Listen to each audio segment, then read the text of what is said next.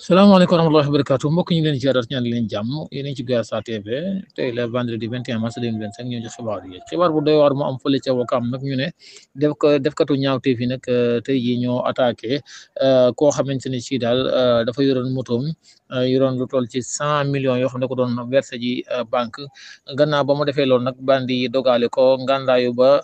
maanaam ngannaayu ba fees del daal nangu ci moom lu mat téeméeri million nga xam ne si moto ba ma yoroon sax dañ ko maanaam dañ koo daaneel ba moto bi sax am na côté yu ci yàqu ñii di waa IGFM nag ña ngay xam ne daal ginnaaw loolu ba mu amee daal ñii di waa police nag am na ku ci jote teg loxo waaye xaalis ba moom ni ko waa IGFM xam ne daal dem na patron bi nga xam ne moo ko doon moom la doon liggéeyal nag moom mi ngi leeral ci kii di xam ne daal ku am confiance la ci ki nga xamante ne moom la daan faral di yónnee ab xaalis mu koy versé fële ca banque ba daal waaye daal li ci mënti am daal xaalis ba daal yóbbu nañ ko ba police daal am na ku ci jote teg loxo Guyassar TV